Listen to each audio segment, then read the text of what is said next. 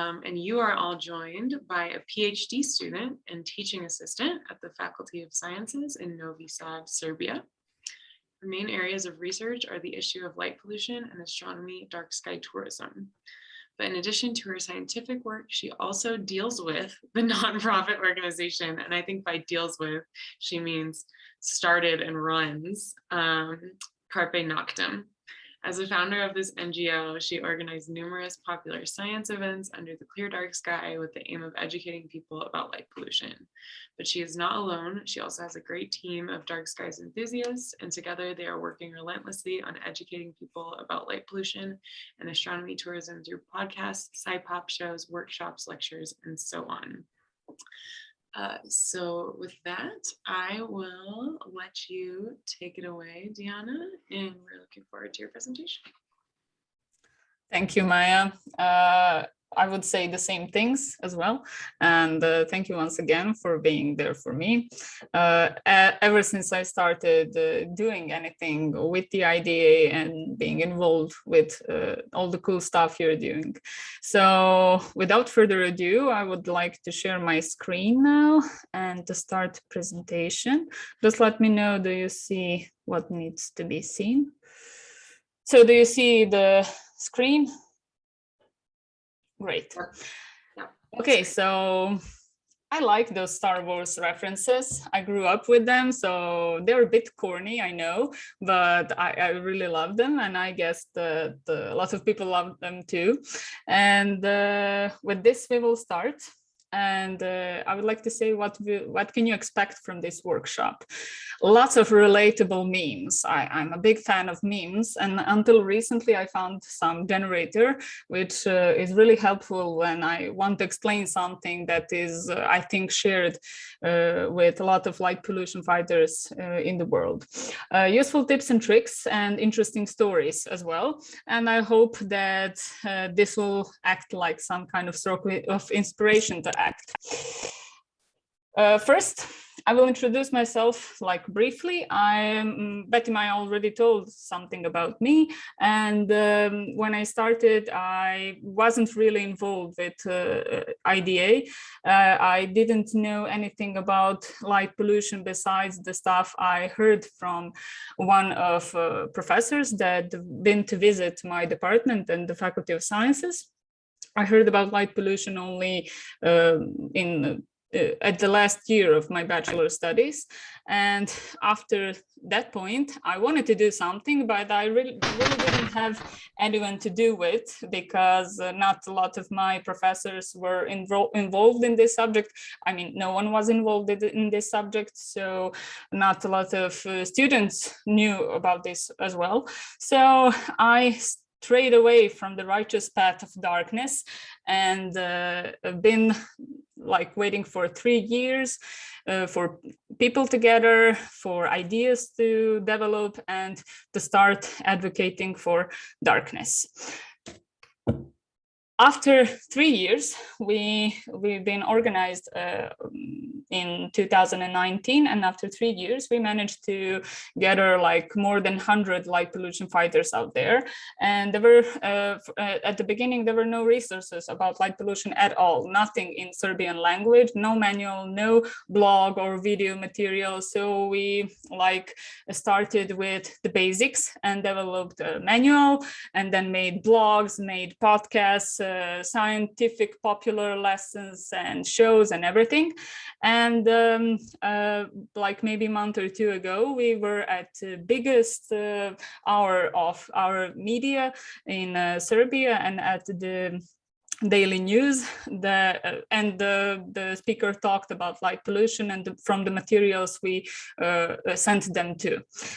And the most important steps in creating that community we managed to create so far are, for the first, you have to know your local community. You need to design your voice and appearance, and after that, together a group of enthusiasts. Of course, when you gather a group of enthusiasts, you need to know how to keep your people and how to keep them inspired. And after that, you need to contact local medias and to map out like decision makers and the industries that are dealing with lightning.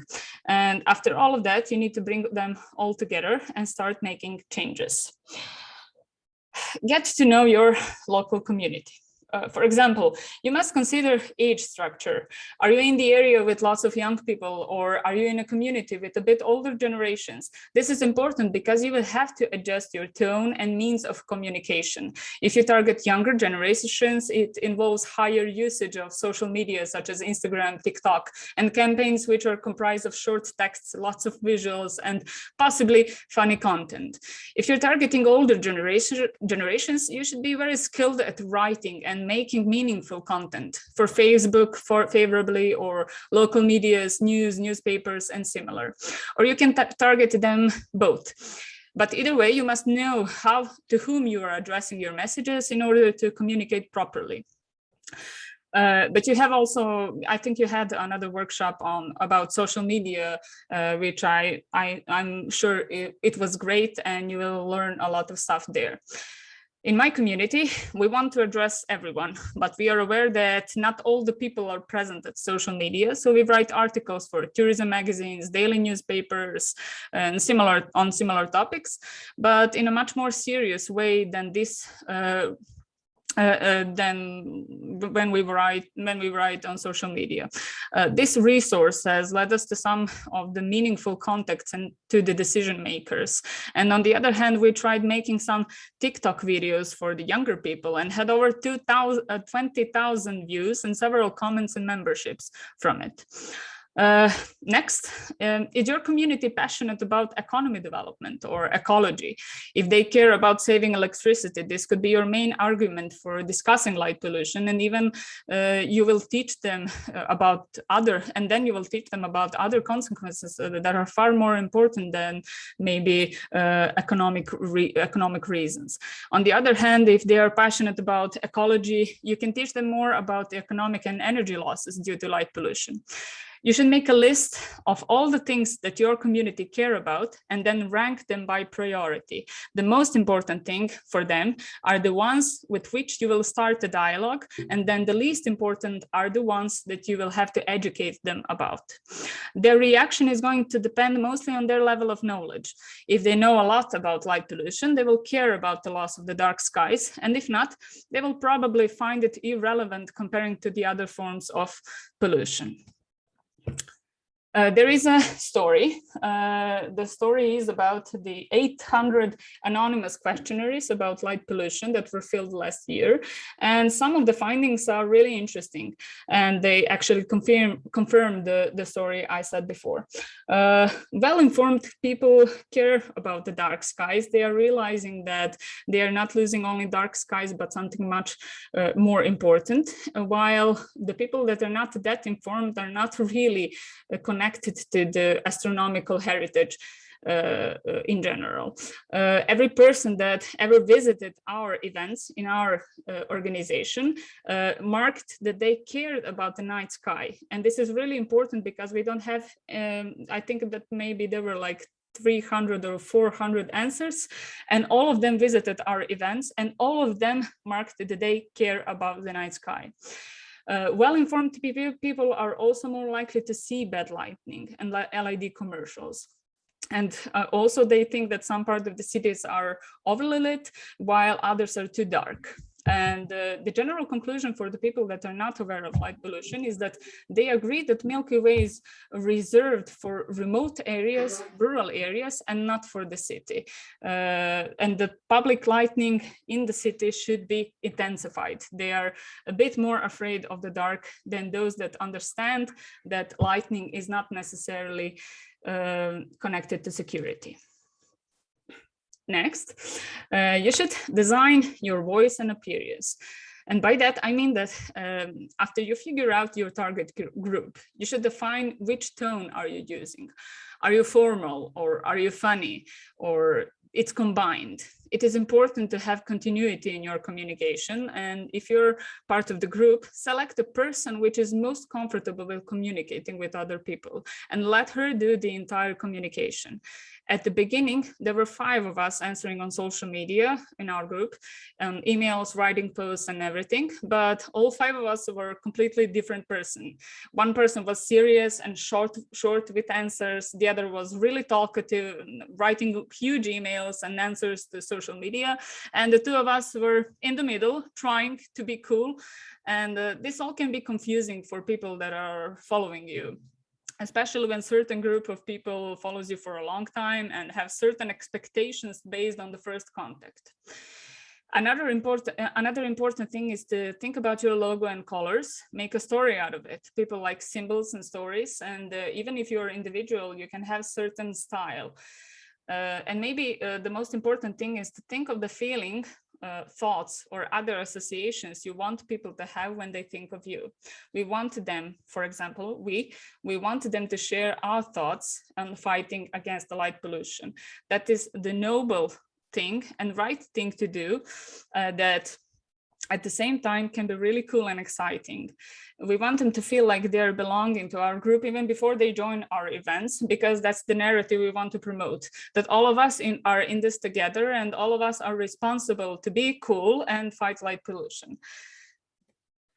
And after you do all of that and think about the project you want to create, or group or your individual project, you should gather a group of enthusiasts. And by that, I don't mean necessarily like NGO or organization, but if you're individual, maybe like a public that follows you online. So at the beginning, I held a lot of lectures about light pollution on science festivals, researchers' night and similar. But then it became so natural for me to talk to whomever I meet about light pollution that people were starting to joke with me. I wouldn't compare it with disease, but in a way it's transferable to the other people in your community as well. One minute you're talking about light pollution to your mom and how she's not supposed to sleep with the white light on. And the other minute your friend is letting you know that she talked to the entire office about light pollution.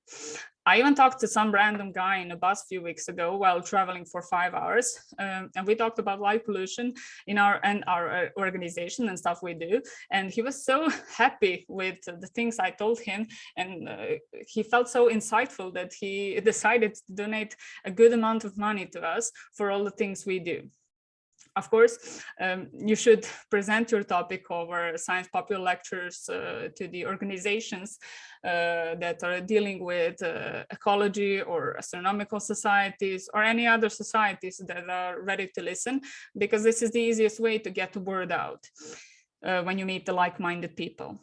But before you do all of that, it could be wise to open some social media account or a website where people could follow you after your speech, so they can get more information and that they can be educated in the long run.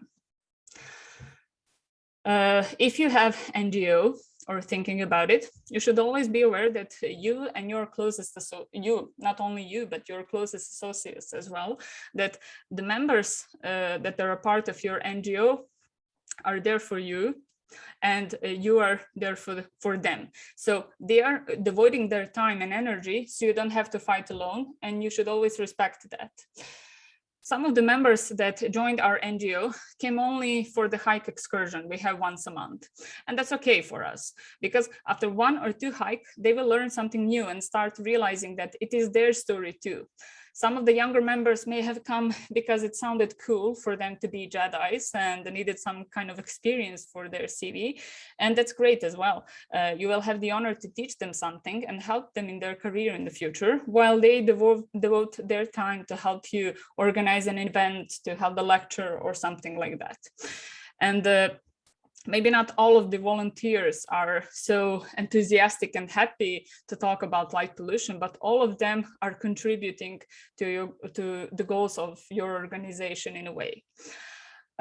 In order to keep the energy flowing, especially during COVID times, we organize some form of team building hike every month and an online meeting. which is idea already doing for several years back. And we all organize this online meeting only because we have some people across the Serbia, and not all of the members can come to our hikes we organize once a month. This is a good thing to do because it forms nice memories between the members and some kind of bonds. So all of us can enjoy even more when we work together. For the same purpose, we made some kind of virtual Carpe Noctem home where we shared our mission, values, ideas, but not only the stuff related to light pollution, but also some kind of more intimate stuff. We share our book proposals, what are books really good to read, movies to watch, ideas, and something like that. We also plan on opening some kind of a channel for the lovers of death metal music and something like that, because we have a big group of people that loves this type of music. So we are sharing not only stuff about light pollution, but all the stuff that interests us because we are in it together. When it comes to contacting local medias, maybe they are not that relevant to the younger people because they are not that watching TV news, listening and stuff like that, but they still have their place with creating online material for you and providing you with some form of authorship over the events you did and materials you provided, and they still reach to the large number of people that are listening to radio shows and watching TV. But I must warn you, as you see, mosquito bites like I have on the photo are really not cool to see. So try to avoid that. And you can also prepare, like this is some kind of a trick, you can also prepare several ideas about what you want to talk about or write about, because if medias are not aware of light pollution, they will probably need some kind of initiative from you. They need a proper amount of knowledge in order to get to work and to write about light pollution and similar topics. Furthermore, you can find the high-profile blogs or podcasts and reach even larger audience, which is maybe not that interested in ecology or astronomy, but they will trust podcasts and blogs they love. The most tiresome and boring thing for me was to find who was responsible for lighting management in my city. And I still think I haven't quite figured out all the roles in the process. And this meme is probably the most accurate picture of me trying to reach out to the local government. I think I sent more than 15 emails in the last month, and I made more than 10 calls that could easily say that I was harassing them. And at one point, I even pretended to have an appointment in order to run away from the security guy and enter randomly into some urban planner office. It turned out really well, but I don't recommend doing this. You can get into trouble, and you should try to go on the correct way of communication with the local government. But sometimes you really need to go out of your comfort zone in order to realize what is the process behind lighting management. However, I found out that a lot of decision makers I've been in contact with in the city weren't opposed to the idea of light pollution, but they just haven't been informed about it enough, or they don't find it relevant enough comparing to some other problems in the city. This is not really a good news for us, but it's a beginning point that we need to educate decision makers along with the citizens. Also, you can connect with some companies which are in line with the ecological principles of lighting. This worked out really good for us because we would get the chance to address majors and city councils together with them. And we actually even wrote letters to city councils when they were asking for really bright LED lights and for some unreasonable things in their lighting management plan. So we write them, they accept or do not accept our proposal, but we help not only the city council, but also the company that is really doing some good stuff when it comes to lighting. And in the end, we should all bring them all together. we tried a lot of stuff to do together. For those who haven't listened to my last lecture at the IDA conference, we make astro hikes, and that means that we take people to the forest in the night and then talk about light pollution and astronomy. And we also organize a festival called Star Triathlon, Zvezdani Triathlon, where we combine different areas of light pollution. For example, we talk about astronomy, of course, and organize stargazing and telescopes, but we also talk about the impacts on the nature itself. We have a lot of biologists which are helping us with this, and we had lectures from the psychologists, a lot of psychologists that talked about the light fear from the dark. And I think even Professor Snežana Tovilović talked with IDA last month. And we also have a lot of geographers which are talking about urban environment in general. So we tied all that together and made several campfires, which we call like campfires with scientists. And therefore we provided the opportunity for people that were on our events from various reasons to experience darkness, to do something fun for the weekend. And they all had the opportunity to talk with real scientists and to learn something new and something really important when it comes to light pollution. We also organize and have podcasts. We have scientific shows, which are like our online content for the people that can't make it to our events in person. And we also do make candles, ecological candles, and sell them in the market, and not only to make some money, but for people to come to talk to us. And this is really interesting because those candles are made of soya wax, and they are decorated with pines we find on our hikes. And we do not really sell it. We give candles for donations that are more than 10 euros. And it's not really providing us with a lot of money, but it is providing us from with the feedback from the people that are visiting. For example, this was one of the bazaars, night bazaars that are held in our city, and people come with various crafts and food and everything they make. And we came with candles, and then everyone we were talking with, we told them that these are ecological candles, and that even though we are fighting for dark skies, we are providing them with a much less aggressive solution for lighting, something that is enjoyable, and that we use all of that money for our donations, actually. And they are interested to see why the group of people are spending their Saturday night from 5 to midnight, spending their time to sell candles and not to make money of it for themselves.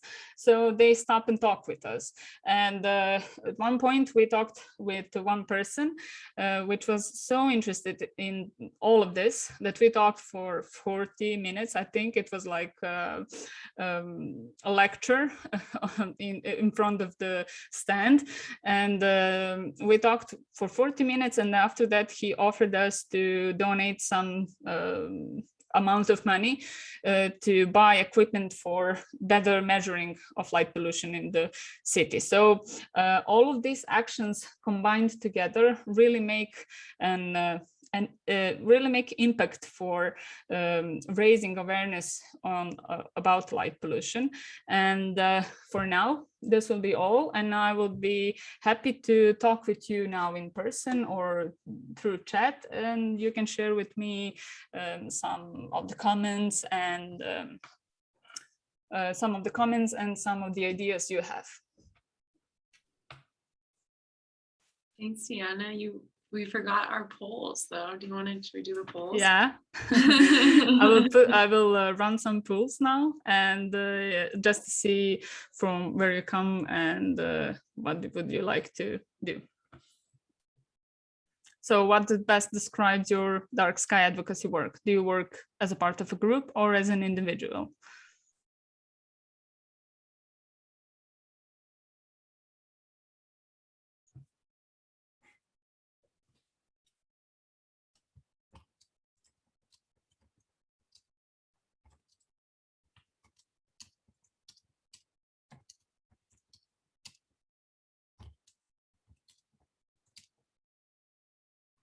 Okay, so we all filled it out.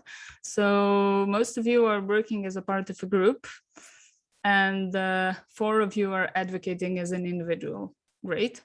And can we do the next question? Mhm.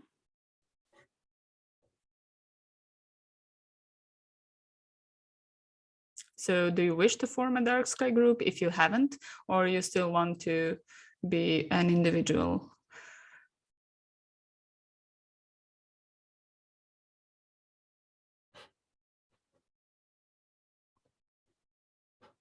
Great. So 3 of you wants to be an individual. So who is the person that is currently individual but would like to form a group?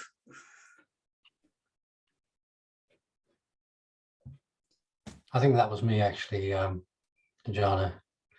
Hello, Andrew. Sorry, let me put my video on.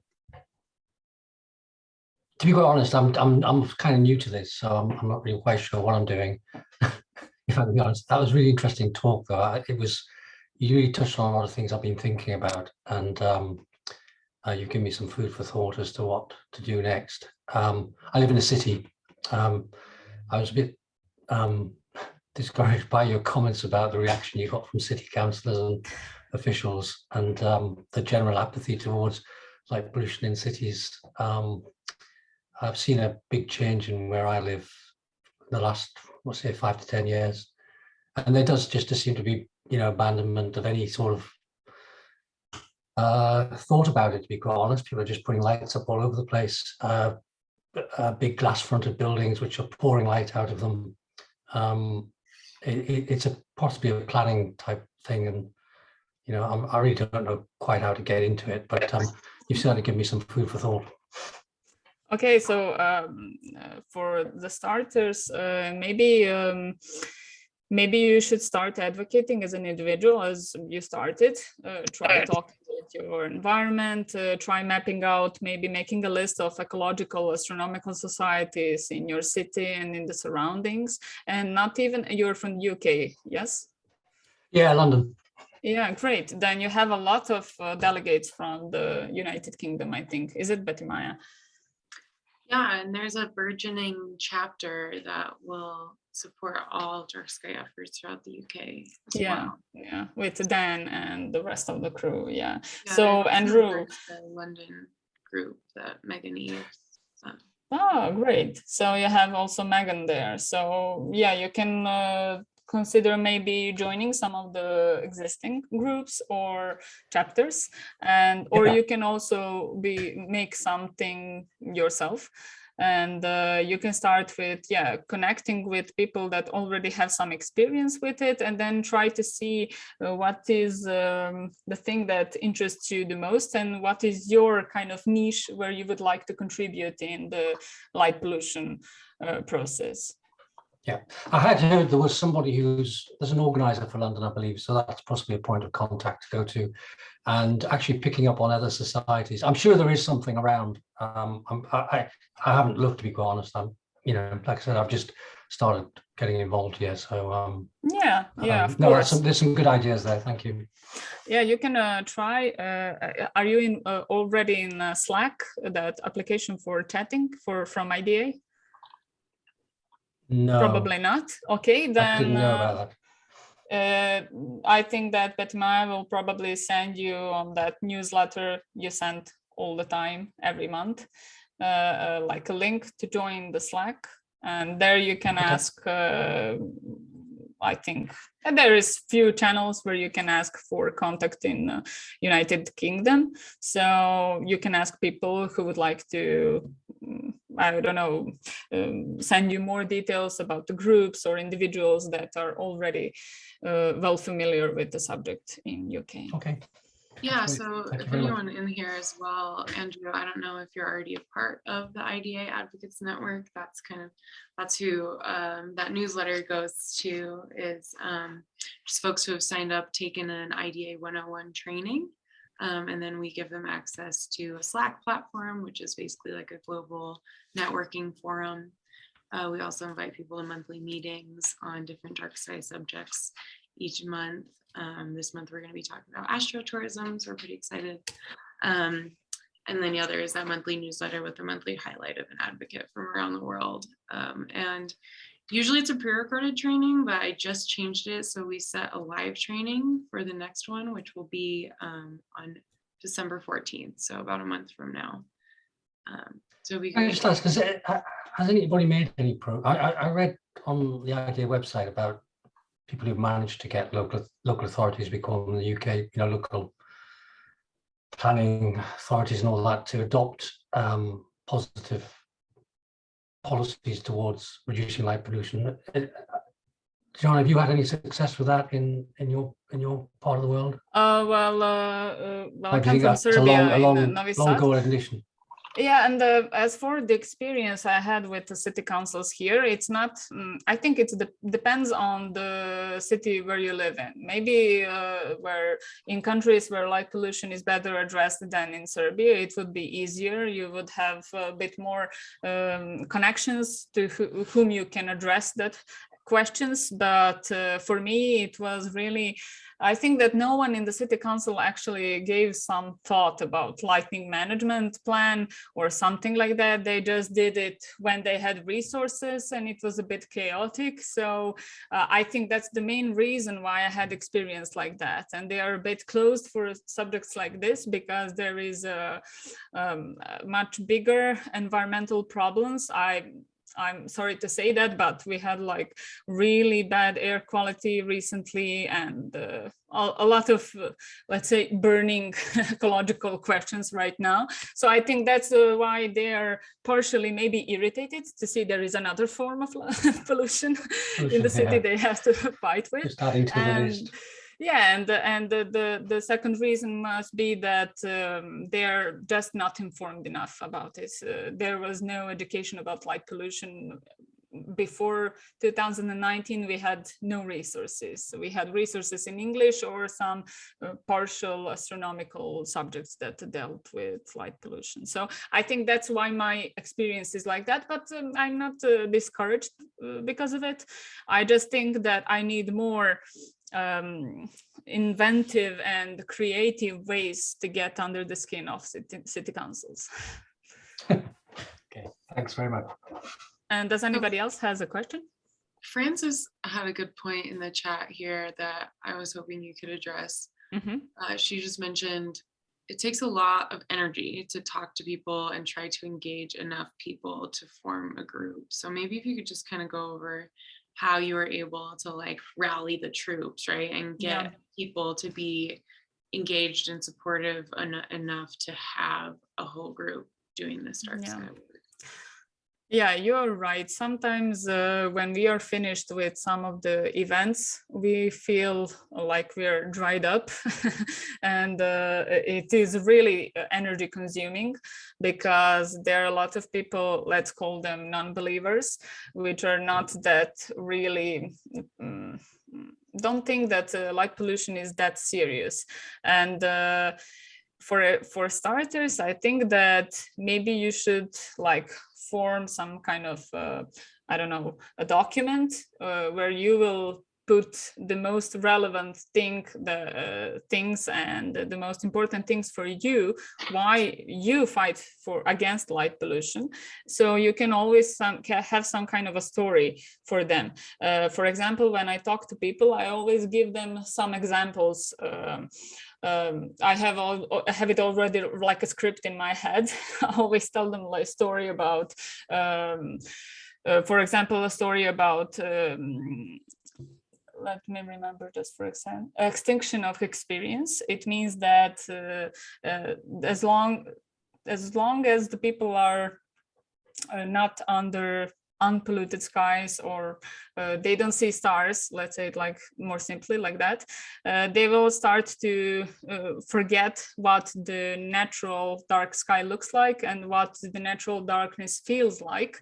And And the problem is that generations that are younger will probably forget and not even get to know what are they missing in the night sky and in their natural surroundings. So I always tell them the story about earthquake in Los Angeles and how people were a bit panicked about when the electricity ran out, and they haven't seen Milky Way ever before, and they panicked that it was some kind of strange cloud above them. So this is a starting point for people to start asking themselves and questioning themselves, is it possible to happen for it to happen to them, you know? And after that, I try to talk about light pollution affecting our health for the first, as a first point.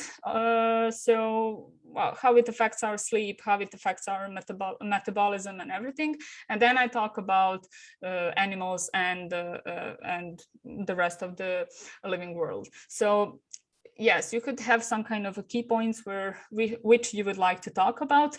And I think that people will start paying attention to it more and start talking to each other. As I told you, more and more people are coming to me proud that they talked about light pollution with their friends, you know, and I haven't done anything for it to happen, except I told them about light pollution. So it depends on the level of engagement you would like to achieve. If you are really ambitious, then I suggest you make some form of scientific popular lecture. I can help you with that if you'd like. I can help you make some kind of bullet points on what to talk about, make a presentation. And then you can ask your friends to come and visit, and they can ask their friends to come and visit and support you. And they will come out of pure love for you, but they will leave it a lot of information about light pollution, and they will start talking with each other. And I think that's the great starting point.